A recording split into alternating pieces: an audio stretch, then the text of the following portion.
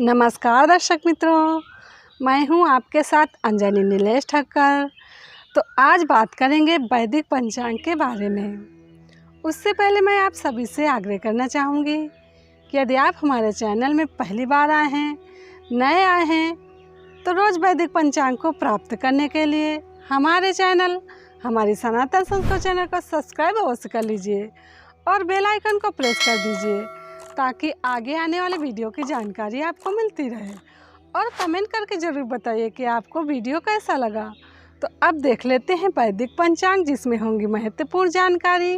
वैदिक पंचांग दिनांक 13 अक्टूबर 2022, दिन गुरुवार, विक्रम संवत 2079, गुजरात 2078, शक संवत 1944, आयन दक्षिणायन, ऋतु शरद ऋतु, मास कार्तिक मास, गुजरात एवं महाराष्ट्र के अनुसार आश्विन मास, पक्ष कृष्ण, तिथि चतुर्थी 14 अक्टूबर रात्रि 3:08 तक तत्पश्चात पंचमी, नक्षत्र कृतिका शाम 6:41 तक तत्पश्चात रोहिणी, योग सिद्धि दोपहर 1:55 तक तत्पश्चात व्यतिपात, राहु काल दोपहर 1:53 से शाम 3:20 तक, सूर्योदय 6:34, सूर्यास्त 18:15, दिशा शूल दक्षिण दिशा में, व्रत पर्व विवरण, संकष्ट चतुर्थी, चंद्रोदय रात्रि 8:42, करवा चौथ, दासरथी, करक चतुर्थी। विशेष चतुर्थी को मूली खाने से धन का नाश होता है। ब्रह्मोत्तर पुराण ब्रह्मखंड। वैदिक पंचांग। व्यतिपात योग। व्यतिपात योग की ऐसी महिमा है कि उस समय जब पाठ, प्राणायाम, माला से जप या मानसिक जप करने से भगवान की और विशेषकर भगवान सूर्य नारायण की प्रसन्नता प्राप्त होती है। जप करने वालों को व्यतिपात योग में जो कुछ भी किया जाता है उसका 1,00,000 गुना फल मिलता है। 12 पुराण में ये बात आती है व्यतिपात योग की। व्यतिपात योग माने क्या कि देवताओं के गुरु बृहस्पति की धर्म पत्नी तारा पर चंद्रदेव की गलत नज़र थी, जिसके कारण सूर्यदेव अप्रसन्न हुए, नाराज हुए। उन्होंने चंद्रदेव को समझाया पर चंद्रदेव ने उनकी बात को अनसुना कर दिया। तो सूर्यदेव को दुख हुआ कि मैंने इनको सही बात बताई, फिर भी ध्यान नहीं दिया।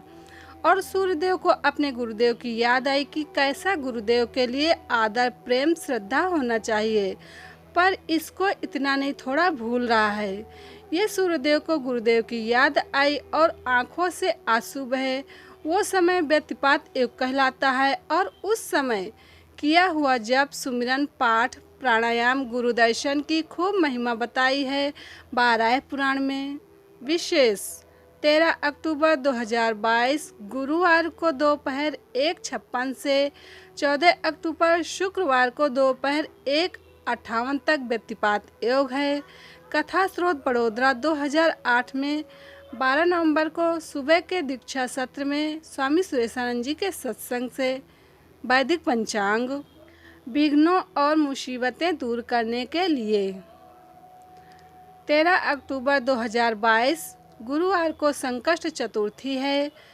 चंद्रोदय रात्रि 8:42। शिव पुराण में आता है कि हर महीने के कृष्ण पक्ष की चतुर्थी, पूनम के बाद की चतुर्थी के दिन सुबह में गणपति जी का पूजन करें और रात को चंद्रमा में गणपति जी की भावना करके अर्घ्य दें और ये मंत्र बोलें। मंत्र इस प्रकार हैं। ओम गम गणपतये नमः, ओम सोमाय नमः। श्री सुरेशानंद जी। वैदिक पंचांग।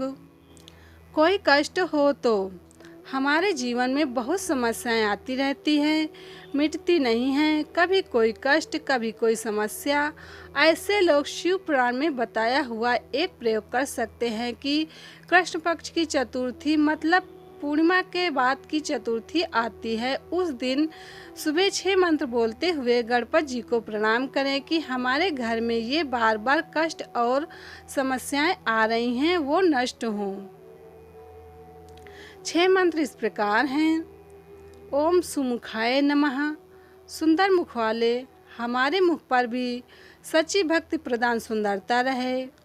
ओम दुर्मुखाय नमः मतलब भक्त को जब कोई आसुरी प्रवृत्ति वाला सताता है तो भैरव देख दुष्ट घबराए। ओम मोदाय नमः मोदित रहने वाले, प्रसन्न रहने वाले, उनका सुमिरन करने वाले भी प्रसन्न हो जाएं।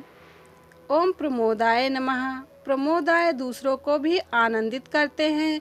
भक्त भी प्रमोदी होता है और अभक्त प्रमादी होता है। आलसी आदमी को लक्ष्मी छोड़कर चली जाती है और जो प्रमादी न हो लक्ष्मी स्थायी होती है। ओम अविघ्नाय नमः ओम विघ्न करते नमः। श्री सुरेशानंद जी।